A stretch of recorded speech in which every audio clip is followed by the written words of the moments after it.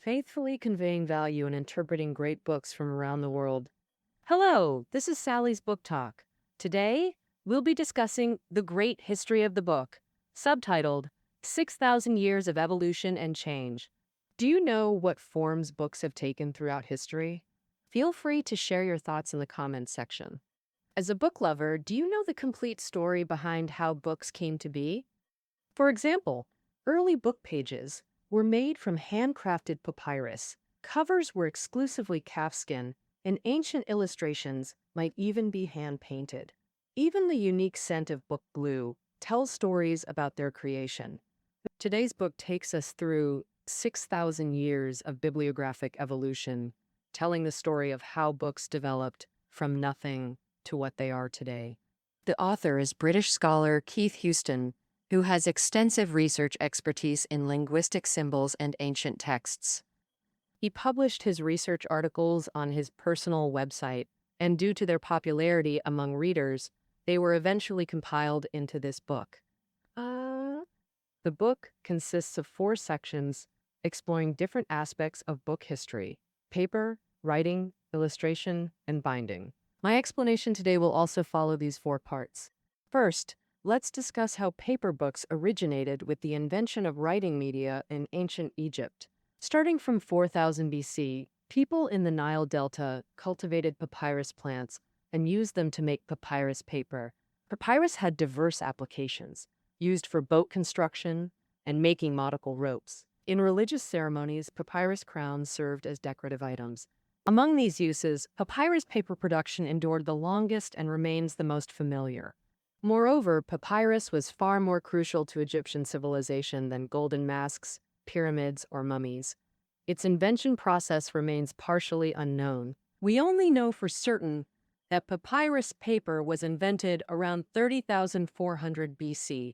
It wasn't until 3 millennia later that Roman writer Pliny the Elder documented the sole surviving account of papyrus making in his Natural History. Simply put, peel papyrus into long strips, soak 2 perpendicular layers in mild water, press firmly, then sun-dry, resulting in thin, lightweight papyrus sheets. Ancient Egyptians who worshipped primitive gods used papyrus to write countless books of the dead, guiding the deceased to the afterlife. Papyrus was highly preservable in Egypt's dry and hot climate. For thousands of years, numerous papyrus scrolls were buried in tombs and have survived to this day. It was precisely because of lightweight, flexible, and durable writing materials like papyrus that scrolls for recording texts emerged, leading to the birth of books. However, because of its uneven fibers, writing on papyrus wasn't smooth, and for books to develop further, papyrus had to be phased out first. Papyrus's competitor emerged in Greece, Egypt's neighboring country. Similarly, according to Pliny the Elder's records, in the 2nd century BC, the Library of Pergamum began to rise, housing up to 200,000 volumes, posing a threat to replace the Library of Alexandria in Egypt. Therefore, Egypt's king Ptolemy became envious and ordered a halt to papyrus exports to Greece, restricting production only to Egypt. King Eumenes II of Pergamum, to counter this ban, Eumenes II invented parchment.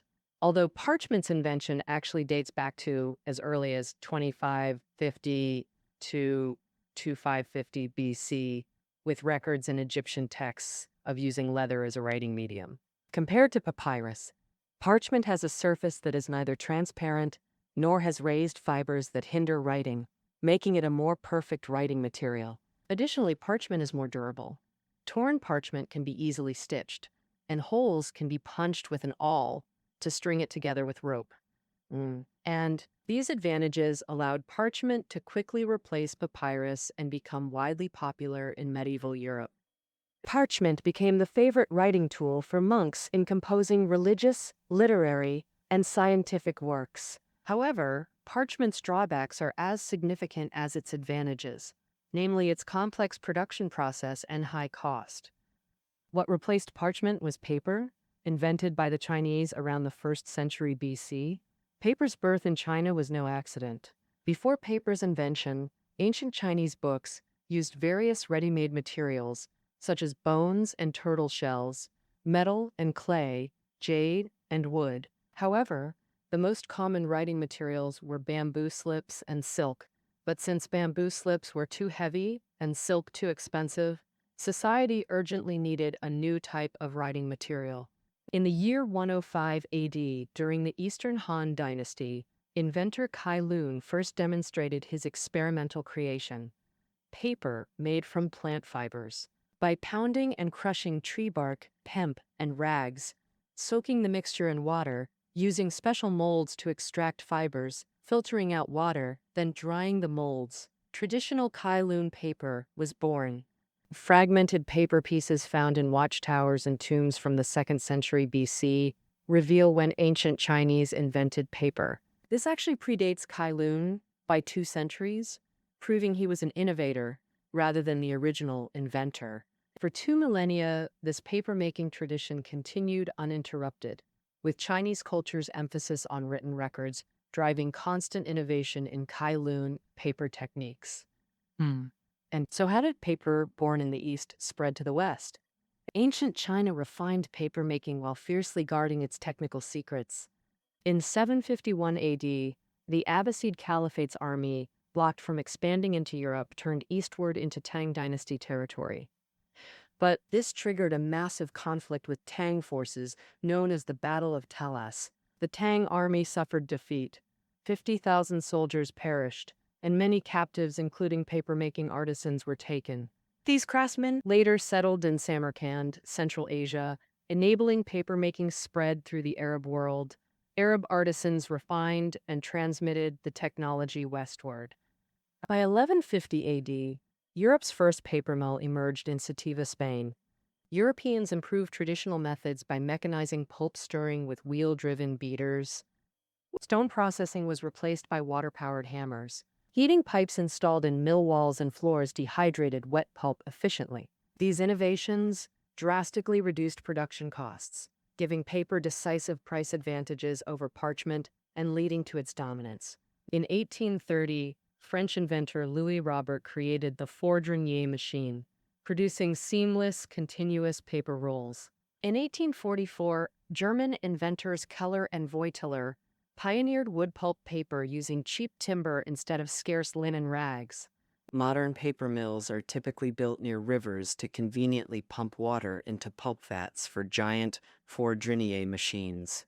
This ancient technology has been passed down to today, where paper-making advancements determine our book's cost and performance. Paper is easier to mass-produce than papyrus and cheaper than parchment, laying the foundation for book accessibility. Now let's examine how written text evolved within books.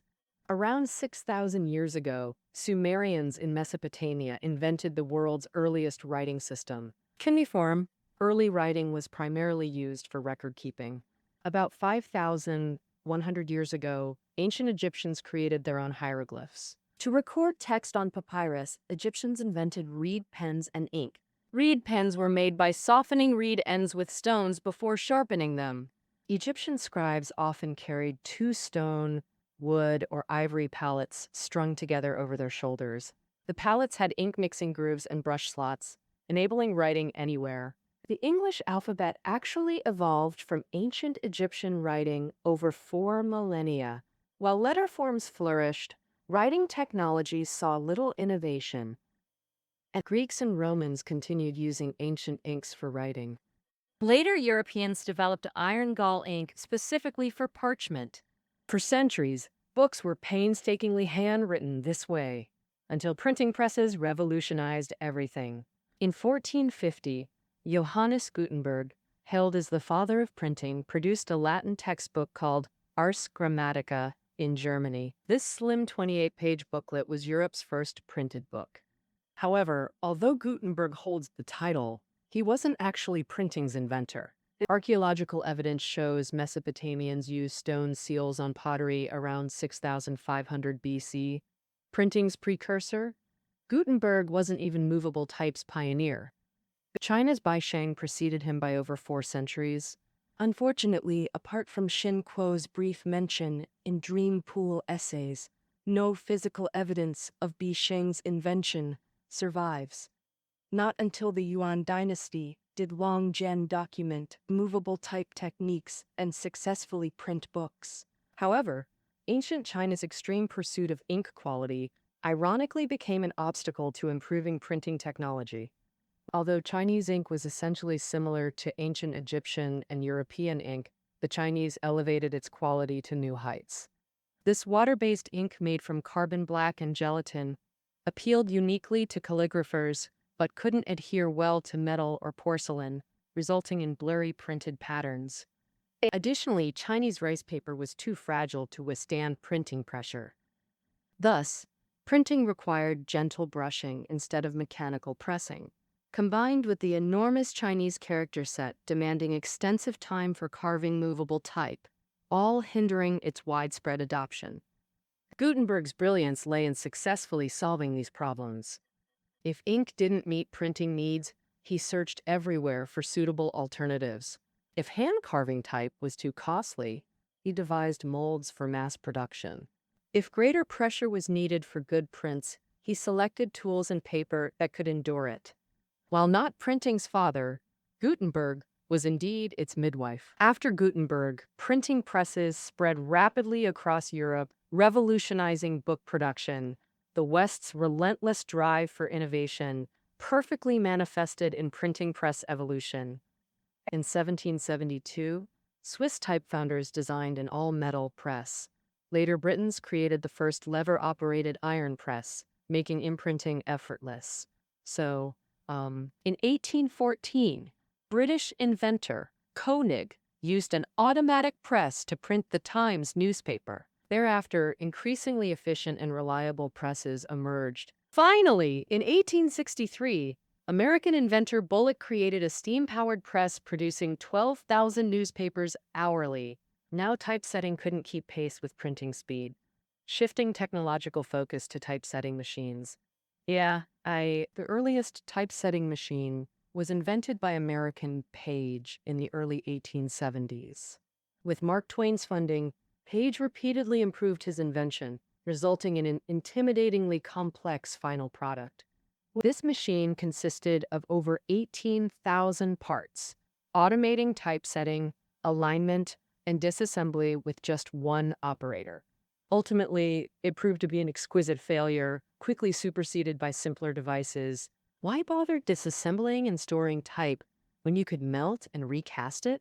In 1886, German-American inventor Mergenthaler demonstrated his typesetting machine at the Chicago Tribune office. The linotype machine could both set type and melt it down after printing. The operators arranged brass molds via keyboard, then injected molten metal to recast type blocks for each new job. Western society's capitalist commercialization demanded increasingly timely information. That's why the most advanced, fastest presses always emerged in newspaper print shops. The linotype was revolutionary. Recasting type for each job eliminated shortages, while melting after printing removed tedious disassembly. This transformed typesetting work completely. In 1887, American Lanston's monotype machine further advanced printing technology. The operators encoded text via keyboard onto paper tape, which then directed casting machines to produce gleaming type blocks, even automating typesetting through complex mechanics. And quote, "Doesn't this resemble our modern computer's precursor? Today, personal computers have replaced linotypes and monotypes. Text and images can be arranged electronically, no physical world interaction needed until actual printing." Book production has become fully digital. Beyond papyrus, hieroglyphs, and movable type, many other innovations shaped books, including illustration. In Part 3, we'll explore how book illustrations evolved. Starting mid-2nd millennium BC, ancient Egypt produced handwritten books of the dead to guide souls to the afterlife. These books featured extensive illustrations, seen as precursors to European medieval illuminated manuscripts. Illuminated manuscripts originated in European Christian monastic centers. Monks meticulously crafted them using parchment, quills, ink, and precious metals with gold embellishments. Decoration began with underdrawings on page margins, followed by adhesive application where gold would be placed. After drying and applying gold leaf, artists polished it before outlining designs with ink and adding colored pigments. Thus completed, monks used these ornate manuscripts to demonstrate religious devotion to God. However, as society progressed, books reached beyond monasteries into wider audiences. Since the Renaissance, public demand for knowledge grew urgent. Clearly, books needed further evolution to meet this demand. So, how did illuminated manuscripts exit the historical stage? Some claim Gutenberg's fast press couldn't accommodate hand-drawn illustrations, killing the craft. Actually, another printing form predating Gutenberg arrived in 14th century Europe, the true end of illuminated manuscripts.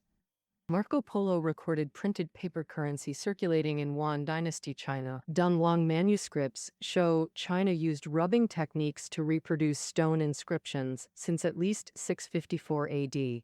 First, damp paper was pressed onto inscriptions with brushes to settle into grooves. When nearly dry, an ink-soaked cloth dab was patted onto the surface. White text gradually emerged against a black background. Rubbing was time-consuming and inefficient for mass production, later replaced by woodblock printing. The earliest dated woodblock document comes from 770 AD Japan.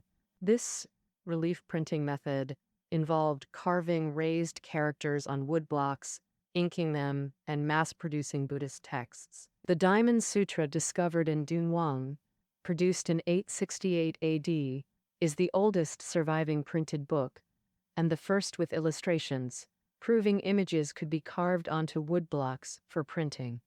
While European scribes still labored with quills to copy and draw, Eastern printers were already mass-producing books with exquisite illustrations. A skilled woodblock printer could produce about 2,000 impressions daily, a speed even Gutenberg's press couldn't match. How woodblock printing reached the West remains uncertain. Generally, it appeared in Europe by 1423 at the latest. During the Renaissance, responding to era's pursuit of beauty, woodblock technology matured. Artists used multiple blocks for shading effects and combined them to print enormous patterns, some nearly 10 square meters. However, as relief printing, woodblock's flaws emerged after popularization. Even the hardest wood wears down with prolonged use, causing blurred printed lines and insufficient clarity to fully reproduce the perfect details demanded by perfectionist artists. Thus emerged integral copperplate printing, engraving reverse designs onto 1 to 2 millimeters copper plates with burins. After heating, ink fills grooves before excess removal, then repeatedly wiping excess ink, placing damp paper over the plate, and covering it with protective felt layers. Using rollers to press paper into grooves for ink transfer completes printing. To simplify this tedious process, chemical etching with resistant acid baths emerged, marking intaglio's departure from pure craftsmanship. American Audubon's 1836 to 1839 British published Birds of America was a masterpiece surpassing predecessors in artistic printing and binding. And this epitomized copperplate printing's peak, yet also its final swan song. Over the next 2 centuries, book illustration methods would undergo earth-shaking transformations. In 1798, Czech inventor Alois Senefelder created lithography. The principle is simple. Draw reversed patterns on polished limestone with special greasy ink, then brush Arabic gum over the stone. The gum adheres to ink-free areas. After drying, apply greasy ink. Water separates to gum areas while ink sticks to designs. Place paper on stone, press to transfer ink, completing one print. Since the stone surface is flat without relief, wear isn't an issue. Theoretically, lithographic stones could be reused indefinitely. Photography's 1839 invention revolutionized book illustrations again. People raced to print photos in books. In 1860, Englishman James combined lithography with photography, exposing negatives on dichromate gelatin-coated paper, then inking the paper, placing it on a new plate, and litho-printing, dichromate grains acting like water-repelling design ink. The new plate replaced stone, achieving stone-free lithography. By early 20th century, offset plates replaced these, becoming offset printing, refined comprehensively and still used today. Every book we read now contains text printed via lithography from photos or computer-generated images. Like all technologies, printing evolves toward greater convenience and speed. Finally, let's discuss book forms, the evolution of binding methods. With written content, tools, and carriers, scrolls, books' ancestors invented by ancient Egyptians, naturally emerged, seemingly simple yet ingeniously designed. Page joining methods were brilliantly conceived. As we know, papyrus consisted of two vertically layered sheets. Thus, overlapping seams were covered with thin strips, maintaining uniform thickness for seamless cross-page writing. Thus, the earliest books were born. Rolled scrolls contained many gaps, wasting significant space. Storing scrolls required excessive room and made reading inconvenient.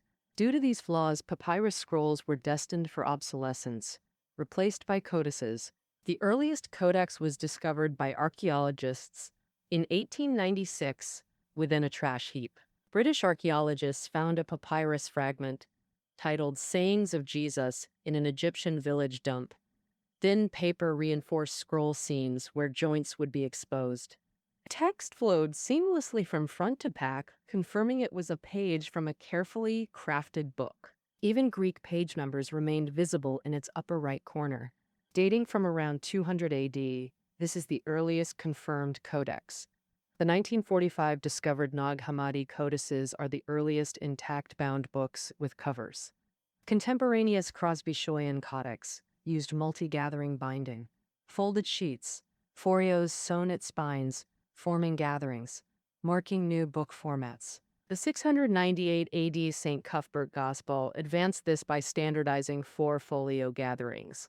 Its binding improved, each component, cover, gathering, back, sewn only to adjacent parts, cover to first gathering, gatherings sequentially linked, allowing flat opening. This Coptic stitch binding honored its Egyptian Coptic inventors. Later, spines were added with end papers, fly leaves, before first and after last gatherings, securing text blocks to covers. Bulky wooden covers gave way to lightweight boards wrapped in tooled leather with gold accents.